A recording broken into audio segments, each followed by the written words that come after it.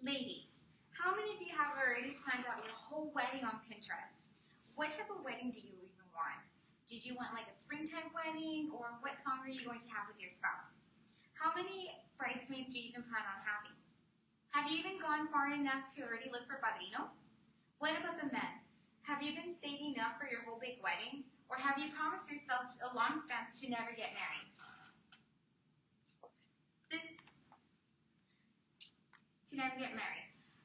For this presentation, we will be focusing on Chapter 5 and the movie Our Family Wedding. For those of you who aren't familiar with this movie, it is a comedy film movie, and it is about a young man who recently graduated and is planning to move to a different country. At the same time, he and his girlfriend Lucia, who plans to move with him and get married, so they make a trip with the parents and announce their wedding and their future plans. Meanwhile, you will see several family conflict, reconciliation, rituals, private cultures, and more. For the most part, we all have family, and we can relate to some concepts that we will be going over. With most of our assistants to create this presentation, we are using our textbook Family Communication and the movie to propose a better understanding of how we can apply this course 3347 to our span of life. I will be leading Mackenzie to present the rest. Thank you, Daniela. Hello, my name is Mackenzie, and I will be covering the part as family rituals. As Daniela mentioned earlier, family rituals are found on Chapter 5. And family rituals is described as follows, found on our textbook, page 113. A family ritual may be broadly defined as a voluntary recurring pattern communication event whose jointly enacted performance by a family member who pays a homage to what they are regard as sacred, thereby producing and reproducing. Rituals contain several of the meanings and messages of potential and emotionally powerful forms. They remind us of who they are and who they reflect as family relatives, as they demonstrated here in the film that we are about to show. Because culturally oriented holidays, rituals, traditions are very broad and well known, today we are only going to be focusing on a unique pattern on everyday family rituals and couple rituals. I will be demonstrating the first part here in a family celebration and a family tradition. It should be something special, like it should be a traditional Mexican wedding. Lástima que solo falta un mexicano. Oh, here we go. No disrespect, Ms. Ramirez, but I think that both the cultures have to be represented. I mean, we have a lot of African-American wedding traditions that are great, and we should explore them. Like what? Forgot, Angie, you know, jumping the broom. One. You could do that. Yeah. That's fun. Yeah. Dancing. We like to do the electric slide when we actually have our weddings. Oh, that's a nice one. You must have your dance routines, your merengues, your salsas, your macarenas, and singing. We like to do the Negro song, national black song, the Negro national anthem. You know the song. Lift every voice and sing. Marcus? No. Till earth and heaven. Mira, mejor cállate. Cantamos bien. Cántale. México lindo y querido. Okay. Si muero lejos. That we could incorporate all of these things. We can think about making the wedding a little bigger. No, we can't afford that. Él paga. Él paga. En México la tradición es que el papá She's saying that del novio in a Mexican se tradition, paga the padrinos, toda la who are boda. the godparents, basically pay for the wedding. But since there are none in this case, that it's up to the father of the groom to pay for the wedding. Es traición. Traición. That's tradition. Gotta be joke, you got. I'm sorry, bro. Look, if it's too hard to handle, I mean, if you don't have the money, I mean, I understand. It's just try to be a man about it. Excuse me? No, not excuse me. Say, I'm cheap. Can't do it. Fine, it's handled. I'll pay for it. Don't worry. It'll be big and Mexican. We'll have my cousins come over. They're gonna speak Spanish. You know the ones that act so Mexican they embarrass us? Great. We have two families. The simplest thing is to split the cost. Okay, hello. Hey, what about us? It's our wedding. What about what we want? 4 words. Our marriage, their wedding. As you can see in this example, we kind of pay attention to the traditions and the family interaction. Family celebration in the example described above. Basically, what this video is demonstrating, going back to our chapter 5, we can see the family tradition, and there's conflict between both of the families because they're both wanting to decide who is going to have which tradition. As for me, going back as a personal example of a family tradition, we value a lot within our inside of our family, which is Thanksgiving. We tend to celebrate it a little bit more than Christmas. For us, it is everyone tries to make it a point to be present within that time. And one of the traditions that we have in our family is when for Thanksgiving we all gather up around the table and we just all pray together, and then we come forward and each one of the family members, including the children, and we just say something about to the whole family and say what we're thankful for. It could be for a new job or for a new opportunity and things as such. Lastly, my last example, it's called a pattern family interaction, and it's defined in our textbook again on page 114. Reflecting everyday connections emerge out of increasingly pattern interaction, usually developed implicitly. What this means is you can find either a relative, it could be either your father, your mother, or a close family member that we may have. It's a ritual that we all have and who we use to interact with. And I'm going to go ahead and demonstrate an example between an interaction between father and daughter. You know, when you were a little girl, I would rock you to sleep. I would dream about the day that you'd get married. What it would be like, what he would be like. This is just not how I dreamt it would be. Yeah. Well, it's not your dream anymore, Dad. It's mine. And when I look at Marcus, I don't see brown or black or white. Isn't that how you raised me?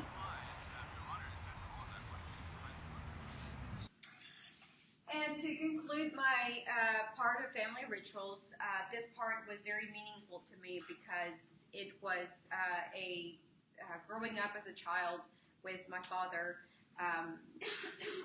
You know, we've all kind of went through the stage, especially when you're at that point where you say, okay, I'm on my own this time, Dad, you cannot tell me what I'm supposed to be doing, because we think that we're at that age. So with that being said, now we're going to go ahead and transfer over to family couple traditions, and Allie will go ahead and cover that part.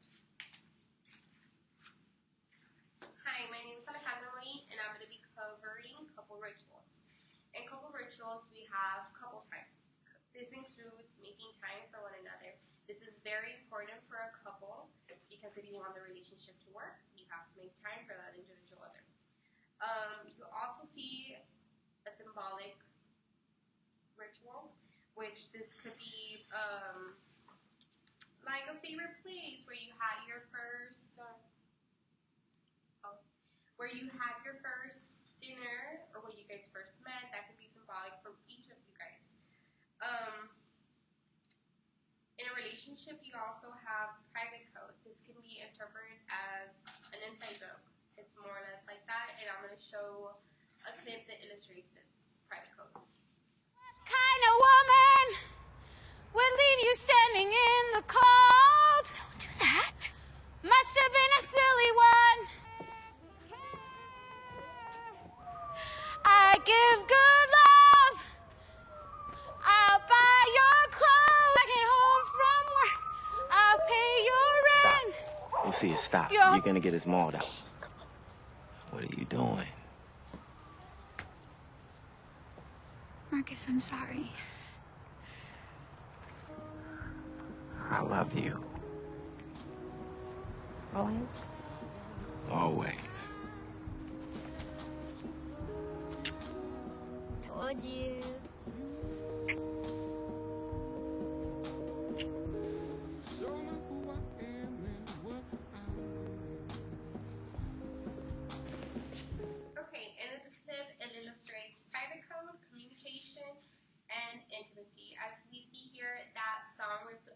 represents private code as an insight for them. You know, if we were to hear that song, it wouldn't mean anything to us, but since this is a private code to this relationship, it means something to them.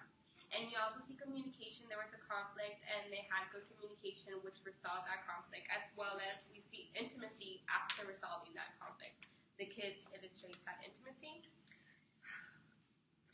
In couples, we have daily routines, such as picking up groceries, who's to buy groceries, who's to cook, who's to pick up the kid, who's to drop them off, and stuff like that. So that's a daily routine for a couple that are married or together or have a kid together. And we also see patterns and habits. This could be illustrated as picking a side in a bed. It's, for me, I don't have a couple, but I sleep on the right side of the bed, and sometimes I switch over to the left. And for my parents, it was the opposite around, the other way around. My dad would sleep on the left side of the bed, my mom would sleep on the right side, and it was always like that for years. It just never changed. We also have spiritual rituals in couples, and I'm going to show a clip that illustrates this. So, Marcus, are you Catholic? Technically, I'm Baptist, but I'm not really in an organized religion. But he believes in God. Right, baby? Yeah, I just don't go to church. Es un pagano. Es un pagano. Okay, in this clip, we see how it is very important for a couple to have spiritual beliefs. It doesn't have to necessarily be one religion, but the foundation of it has to be the same in order for the relationship to work for some couples. As we saw in the clip, it wasn't important for them to share the same religion, but it was very important for them to share the same foundation, which was believing in God. Now I'm going to pass it over to Yolanda. Hello guys, my name is Yolanda, and we will talk about, I will summarize actually, not talk about no more. I will summarize how Mackenzie's clips and Alejandra's clips were very important to our presentation. Even though a lot of clips could have related to our textbook, we covered the most important parts. We saw how both families have cultural differences. How in Mackenzie's clips, we saw how both families argue about whose culture is going to go in the wedding. And that's why in the end of the clip there goes, our marriage, their wedding. Our marriage, their wedding. Because both cultures want to be involved. And it's really difficult for Lucia and for Marcus to do that. Especially from Lucia, who comes from a collectivism, a family, and they want their stuff to be the way they want. And they don't want anything to be changed.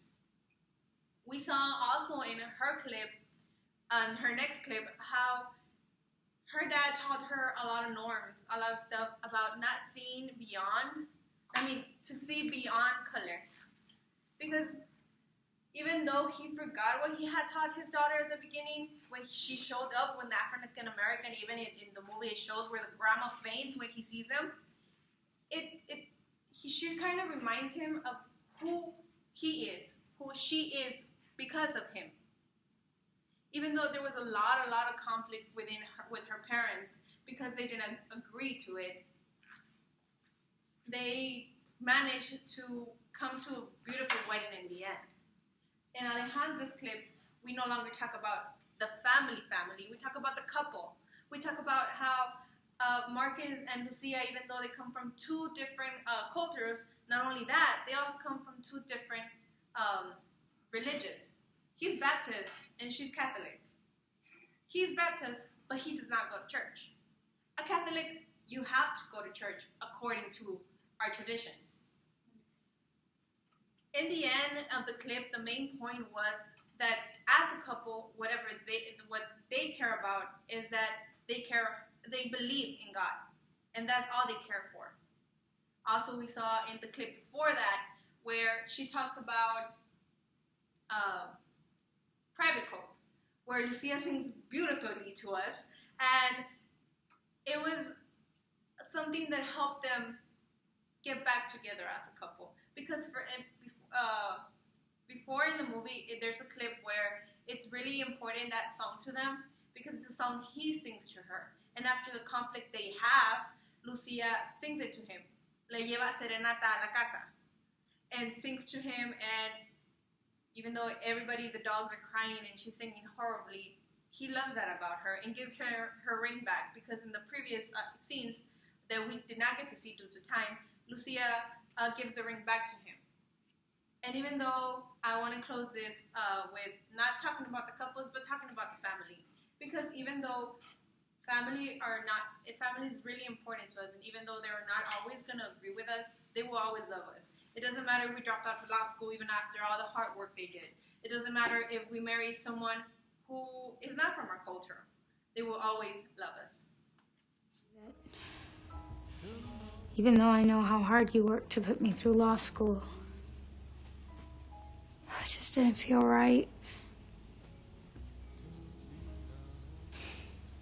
I'm sorry, Dad.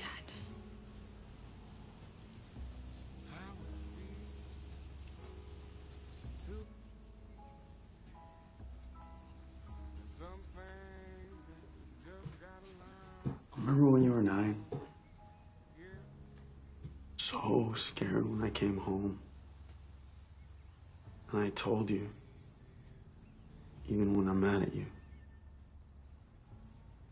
I still love you.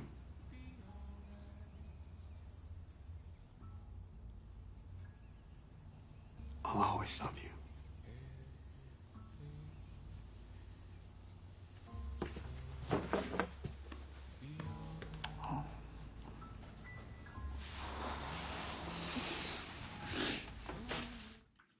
This will be all for today. Just remember that no matter what we do, our family will always love us.